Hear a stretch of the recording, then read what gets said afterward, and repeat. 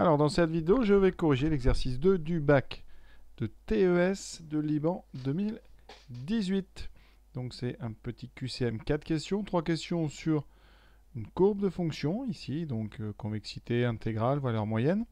Et ensuite, quatrième question ici en plus petit, j'agrandirai en temps voulu, une courbe ici avec une loi normale. Donc une question, 4 propositions, quelle est la bonne? Alors, on va évidemment rédiger, enfin t'expliquer au maximum quelles sont les bonnes réponses, pourquoi on élimine certaines et pourquoi on en garde une. Voilà, et pour info, hein, dans le sujet original, eh bien, aucune justification n'était demandée. D'accord? Chaque réponse rapportait un point et une mauvaise réponse ou une absence de réponse ne rapporte ni n'enlève aucun point. Voilà. Et à chaque fois, vous avez une seule des quatre bonnes. Une des quatre propositions est exacte. Alors on est parti, première question, quand on vous donne la courbe d'une fonction.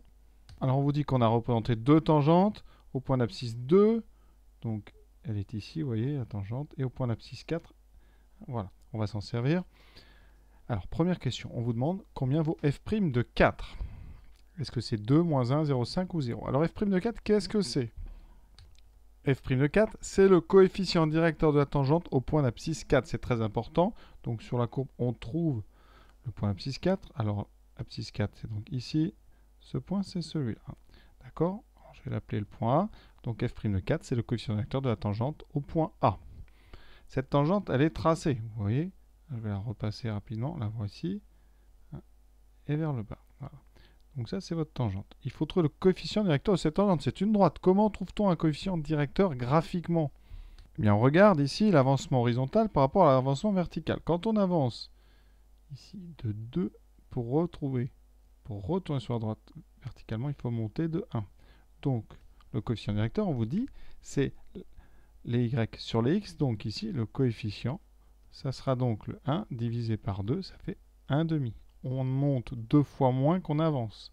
D'accord? Donc l'avancement des y est 2 fois plus petit que l'avancement des x. On peut aussi faire ça avec les coordonnées de 2 points. Donc ici, je prends les points A et B. Vous voyez, le point A, il a pour coordonnées 4, 2. Le point B a pour coordonnées 6, 3. D'accord, 6, 3. Et pour calculer le coefficient directeur de la droite AB, j'utilise la formule que vous connaissez tous, YA moins YB sur XA moins XB. D'accord, les Y sur les X. Donc XA, YA moins YB, ça fait 2 moins 3. XA moins XB, 4 moins 6. Ce qui me donne moins 1 sur moins 2. Et donc ça donne 1 demi. Donc la bonne réponse, c'est la réponse C, 1 demi. Les réponses A, un coefficient directeur 2, ça voudrait dire que quand on avance de 1, regardez bien sur les dessins, je monte de 2. Donc la droite, c'est beaucoup plus pentu. D'accord, hein?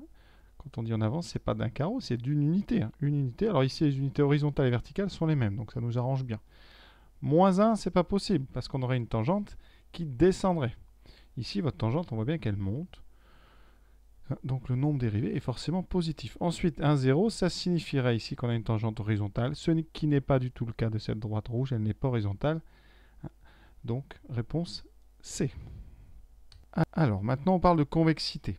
Je vous rappelle rapidement avec deux petits dessins. Une fonction convexe, ça veut dire que sa courbe est une partie d'une courbe comme ça, qui est orientée vers le haut. D'accord? Ça veut dire que la courbe s'est située au-dessus de toutes ces tangentes sur cette zone. Exemple ici au point d'abscisse 4, on a une tangente qui est sous la courbe, donc on a une portion convexe. D'accord? Si la fonction était concave, on aurait un morceau de courbe de ce genre-là, donc avec une orientation vers le bas, et des tangentes qui sont situées au-dessus de la courbe. Là, elle ne se touche pas bien, mais voilà. Ici, les tangentes doivent être au-dessus. Et dans ce cas-là, on dit que la fonction est concave. Alors ici, on va regarder les intervalles les uns après les autres. Sur moins l'infini, moins 2. Donc jusqu'à moins 2, qu'est-ce qui se passe? Jusqu'à 2, pardon. On est jusqu'ici. Donc on a une portion de courbe ici. Hein. D'accord? Vous voyez, c'est cette portion de courbe. Elle est orientée vers le bas. Elle est au-dessous de ces tangentes. Donc on a ici une portion où la courbe est concave. Donc ce n'est pas cette réponse-là. De 0 à 4. Donc on a un début ici, 0 jusqu'à 4. Eh bien vous voyez qu'on commence en fait concave. Ici, l'orientation est vers le bas. Et on finit convexe, avec une orientation vers le haut. Donc vous avez un point d'inflexion entre les deux. On n'a donc pas une convexité sur tout l'intervalle. On commence concave, on finit convexe. Donc c'est faux aussi. De moins l'infini à 0,5. Donc on va jusqu'ici.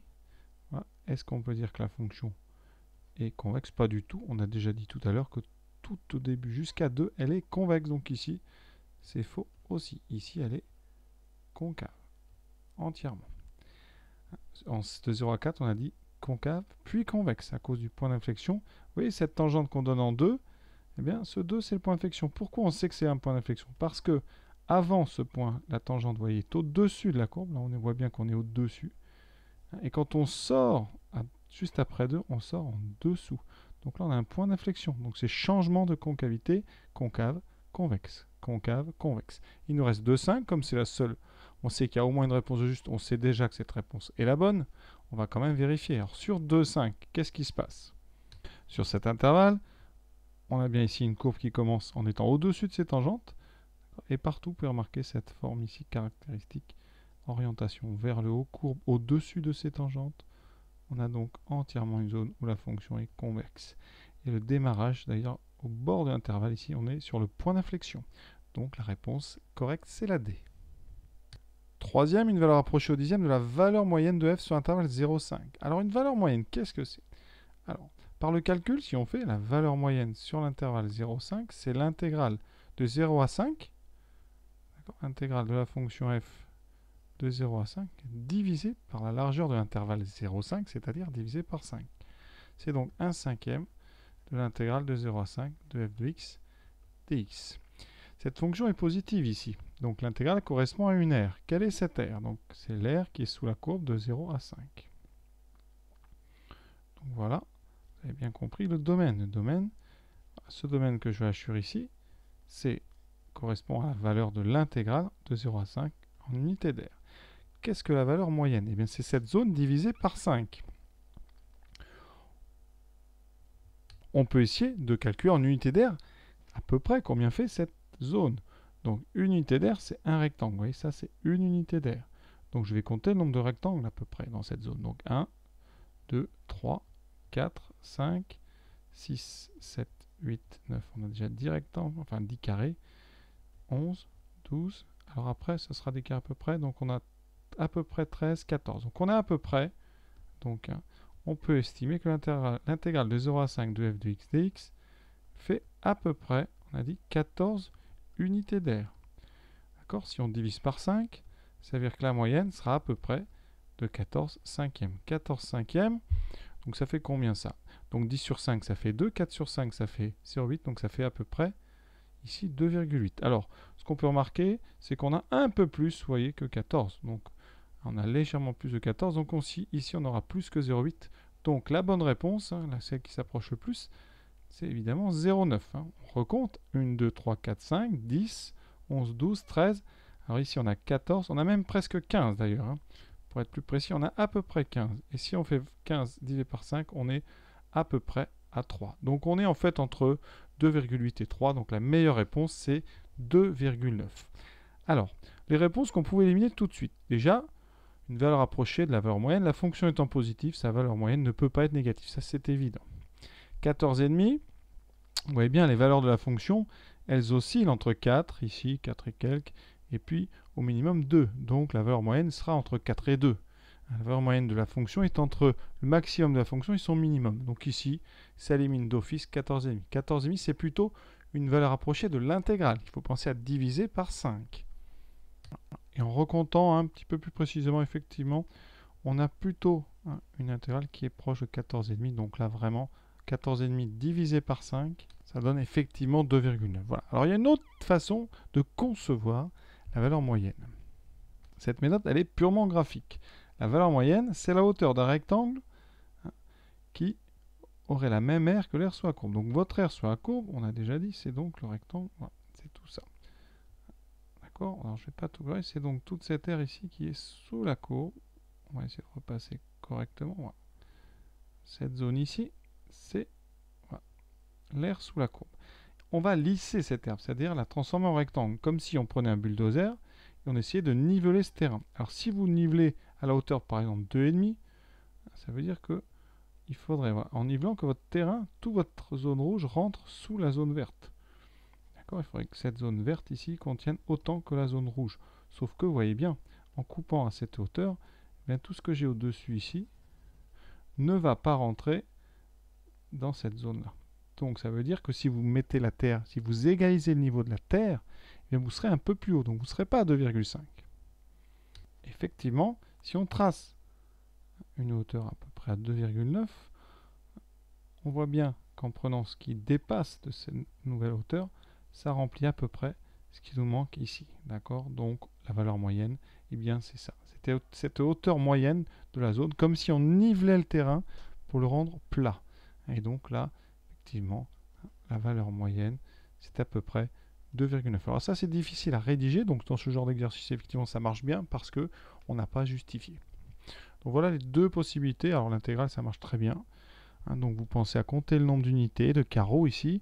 Ça donne à peu près 14, 15. Et donc en divisant par 5, la largeur de l'intervalle, on trouve à peu près 2,9. Alors dernière question, ici sur la loi normale. Alors qu'est-ce qu'on vous dit? Une loi dont on ne connaît ni la moyenne ni l'espérance. Vous avez par contre la courbe et vous avez une probabilité. La probabilité que x soit inférieur à 649. Cette probabilité, elle vaut à peu près 0,1587. Alors cette probabilité, puisqu'on est en probabilité continue, ça représente l'aire ici de cette zone bleue. L'aire ici c'est 15,87. Donc on a 15,87% de chance de se trouver dans cette zone bleue. D'accord? Alors on vous propose 4 choses. Alors déjà une chose ici, sigma et mu. Alors qu'est-ce que c'est sigma et mu? Sur le dessin, mu c'est la moyenne. C'est l'axe de symétrie. Mu, vous le trouvez, c'est l'axe de symétrie. Ici, vous voyez bien, l'axe de symétrie, il est où? Il est en 650 à peu près, donc mu ne fait pas 649. D'ailleurs, si mu faisait 649, la probabilité que x soit plus petit que mu, on le sait par symétrie, c'est 1,5.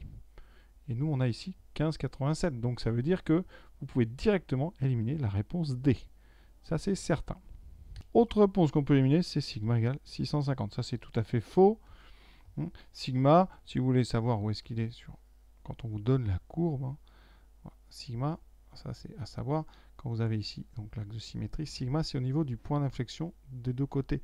Donc le point d'inflexion, c'est le changement de concavité, ici de convexité, c'est par ici.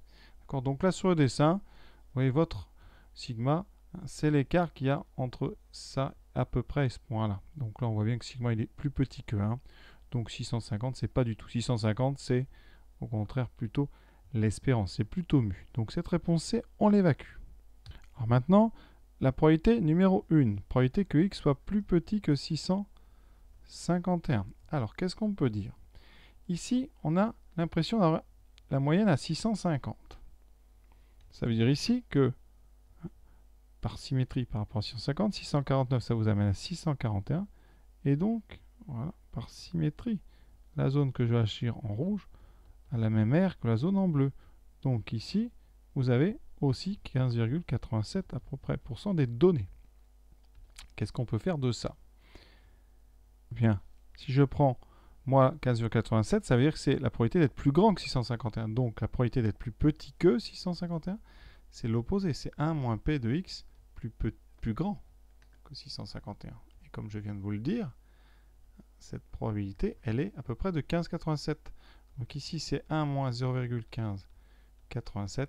Et ça ne fait pas du tout 0,6587 comme on vous l'annonce. D'accord? Ici, on vous annonce 0,65. C'est donc impossible. Cette réponse-là, elle est fausse. Donc, on vous a dit qu'il n'y a qu'une seule bonne réponse. Donc là, forcément, la bonne réponse, c'est donc la dernière. Alors, on va quand même vérifier. Donc, on vient de dire la probabilité d'être, pour x, d'être plus grand que 651, c'est aussi 0,1587. Donc, la probabilité d'être entre 649 et 651, qu'est-ce que ça va être? Eh bien, c'est le complément. Vous avez pris 15,87 des deux côtés. Donc, il vous reste 2 fois. Ici, il vous reste, 1 moins 2 fois 15,87. D'accord? Ici, cette probabilité, elle vaudra donc, eh bien, le tout moins les deux côtés. Donc, le tout 1 moins 2 fois 0,1587. 87, d'accord. Pour faire des calculs approximatifs, 15,87, vous faites 15,87 x 2, on est à peu près, on va dire, à 30, 31,5. Et donc, ici, vous avez pris 31,5 sur les côtés. Qu'est-ce qu'il vous reste? Ici, pour la zone centrale, il vous restera donc 100 à peu près, moins 31,5. Donc, vous voyez, on trouve à peu près 68,5. Donc, c'est notre résultat. Et si vous faites plus précisément à la machine, on trouverait 0,6826. Donc, à peu près 0,683. Donc, ici, à peu près 0,683. Voilà, cet exercice est terminé. Petit QCM. J'ai essayé d'être complet, comme d'habitude.